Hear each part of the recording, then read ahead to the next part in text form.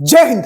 आप सभी को नमस्कार। आशा करता हूं आप पूरी शिद्दत जिल जोश पूरी तरीके से लगा रखे हो अपने ड्रीम के लिए और आप लोग पढ़ रहे हो। हमने हमेशा कहा है पढ़ते रहना है।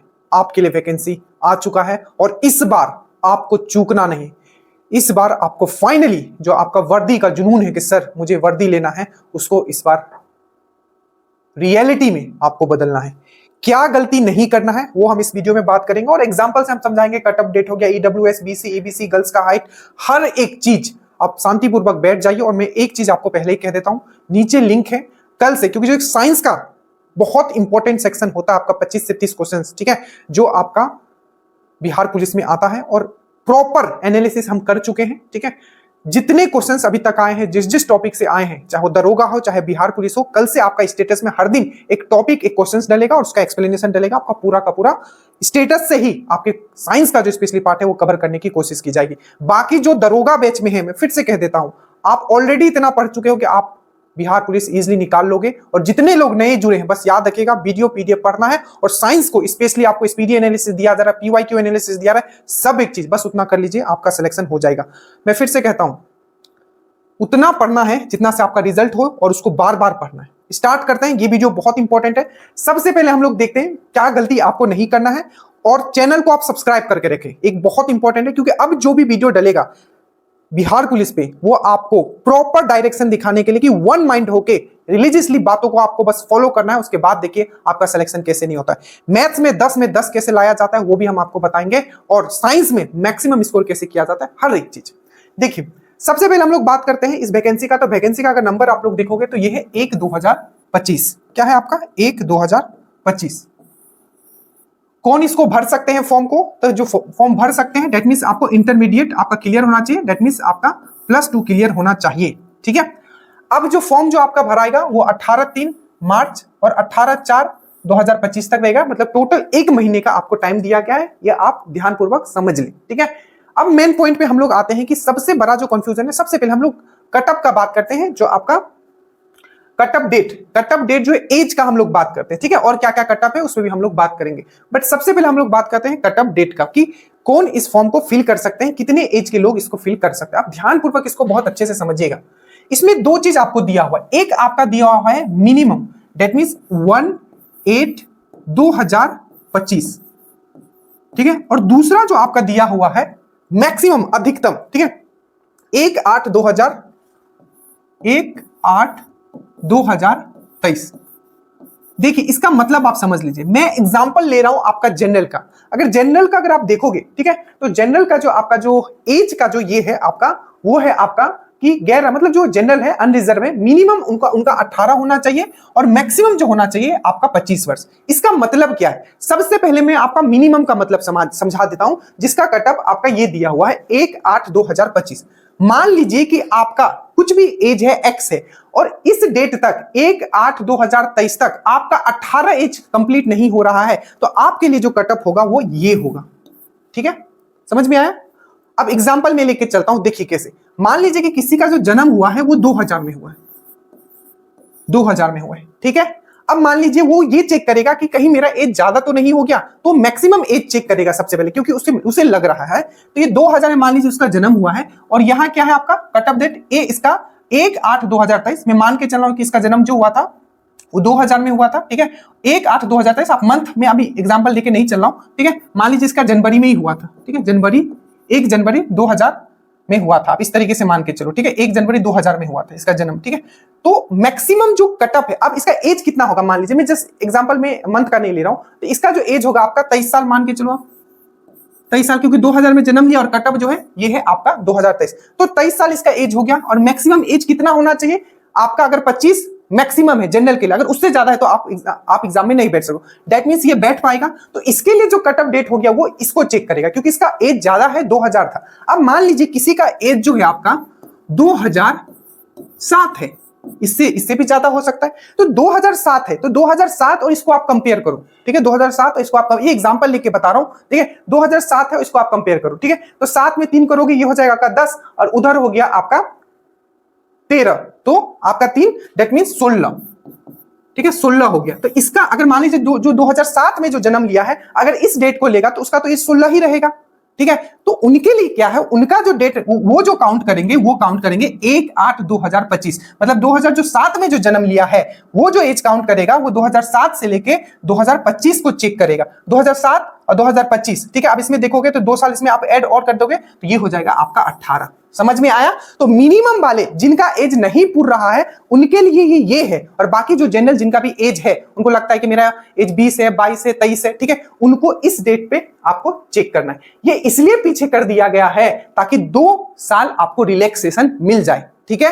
तो आप इस एज से, आपका जो भी एज है, ठीक है, आप पहले इस पे चेक कर लीजिए, ठीक है। अगर यहां तक आपका 25 से कम आ रहा है दैट मींस आप ऑलरेडी एलिजिबल हो, और मान लीजिए कि यहां आप चेक कर रहे हो और आपका 18 से भी कम जा रहा है 2023 में, तो आप फिर क्या करोगे, इसको चेक कर लोगे। समझ में आया? यही खेल है। समझ में आया? कोई यूट्यूब पे नहीं समझाया, हमने बहुत अच्छे से आपको समझा दिया, ठीक है। तो ये हो गया आपका एज का, ठीक है। अगर इतना नहीं समझे तो फिर आप एक बार और देखिएगा, इसको समझ में आ जाएगा। तो डेट आपको समझ में आ गया कि कटअप डेट आपको समझ में आ गया। अब नेक्स्ट एक बहुत इंपॉर्टेंट डेट होता है आपका, कि जो भी आपका डॉक्यूमेंट है, डॉक्यूमेंट का डेट्स का हम लोग बात करते हैं।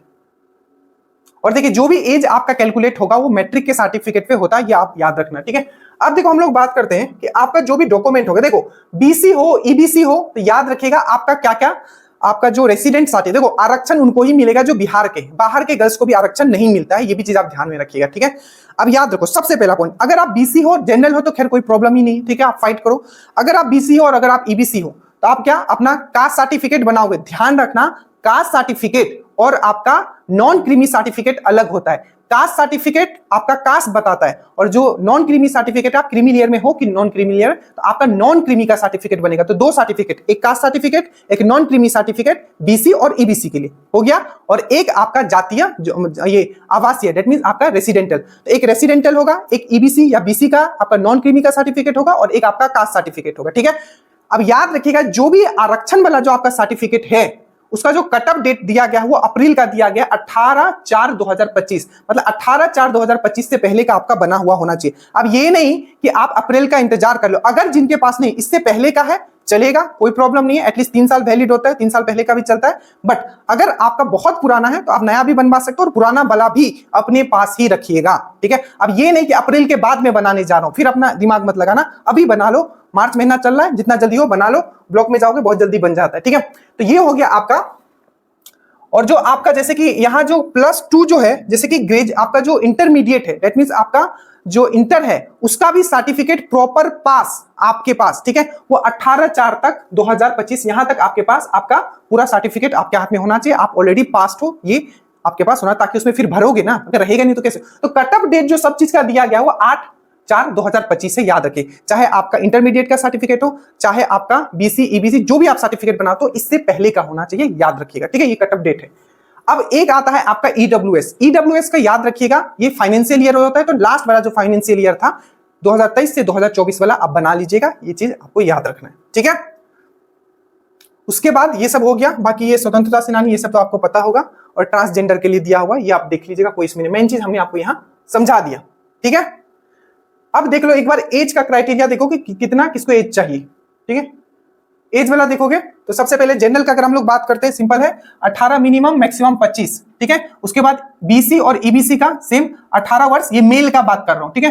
नर 18 मिनिमम, मैक्सिमम 27 वर्ष, ठीक है। ये आपका रिलैक्सेशन देने के बाद, ठीक है, इतना होना चाहिए, 18 वर्ष मिनिमम और मैक्सिमम 27। उसके बाद महिला का अगर हम लोग बात करें तो 18 वर्ष मिनिमम और मैक्सिमम 28, इनका 1 साल ज्यादा है। उसके बाद अनुसूचित जाति और जनजाति है, ठीक है।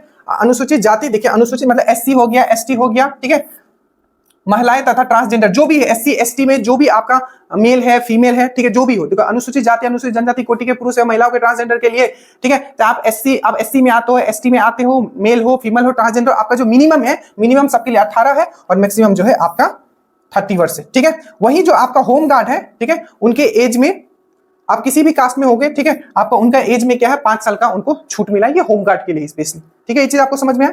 अब एक लास्ट चीज जो आपका बचता है वो है आपका कि गर्ल्स का हाइट। ये बहुत इंपॉर्टेंट इशू है अगर देखा जाए, क्योंकि इस बार भी बहुत लोगों को इसको लेकर रोते हुए मैंने देखा है, ठीक है। जब उन लोग बाहर मतलब 0.1 से भी 0.1, अब ये है कि 0.1 से कोई अंदर हो जा रहा था, कोई 0.1 से बाहर हो जा रहा था। अब क्या स्केल है कैसे है इस पे तो खैर CSBC जाने, बट देखो अगर इसका 155 है, ठीक है, अगर इसको आपको कम कराना है तो सबसे पहले तो जितने भी बड़े YouTube चैनल है उनको आप सबसे पहले इस चीज के बारे में आपको रखना है, ठीक है। स्टडी मूड वाले सर वो पहले आज भी आई थिंक वो बोल रहे थे इस चीज को लेके, बाकी और जितने भी है, ठीक है, सबसे आपको मिलके जितने लोग हैं, ठीक है, और उनसे आप बात कीजिए, ठीक है, कि इस चीज को कम किया जाए। और ये मैंडेटरी है, ठीक है, 153। और आई थिंक बहुत पहले ये न्यूज ऑलरेडी आ भी चुका था। आई थिंक सीएम सर ने आई थिंक खुद इस चीज को बोला था कि गर्ल्स का हाइट जो है ये कम किया जाएगा, क्योंकि कंपेयर टू ऑल जितना भी स्टेट देखा जाए वहां 153 होता है। तो इसके लिए करना कुछ नहीं है, बहुत ही इजीली आप कर सकते हो। अगर आपको कराना है तो उसके लिए आपको एक प्रॉपर, ठीक है, प्रॉपर तरीके से आप लोग प्रॉपर एक ग्रुप बना के, ठीक है, जो भी आपका ये है उसको सामने रखना पड़ेगा सब लोग को इकट्ठा होके, ठीक है। तो ये बिल्कुल हो जाएगा, इसमें कोई प्रॉब्लम नहीं है अगर आप लोग आओगे, क्योंकि नीतीश कुमार जो हमारे ऑनरेबल सीएम है, ठीक है, वो ऐसे ही, ठीक है, गर्ल्स को लेके, वोमेन को लेके बहुत ही डेडिकेटेड है, ठीक है, बहुत ज्यादा डेडिकेटेड है। तो अगर आप लोग इस चीज को आगे रखते हो तो मुझे जहां तक लगता है वो बहुत ही इजीली इस चीज को करवा देंगे, क्योंकि अभी आपका इलेक्शन है, ठीक है। तो प्लीज आप लोग कोऑर्डिनेट कीजिए आपस में, ठीक है, और स्टडी मूड वाले जो सर हैं उनको भी आप अप्रोच कीजिए, और जितने भी बड़े चैनल है, जितने भी बड़े चैनल है आपके यूट्यूब पे, उनको भी अप्रोच कीजिए और सबको बोले कि एक साथ किसी डेट को फिक्स करके इन चीजों पे काम किया जाए, और ये बिल्कुल हो जाएगा, आप निश्चिंत रहिए। लेकिन बट जितना जल्दी हो सके इस पे आपको काम स्टार्ट करना पड़ेगा।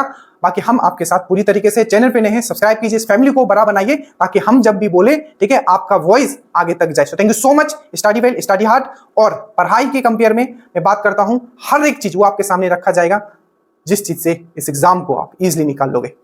जय हिंद।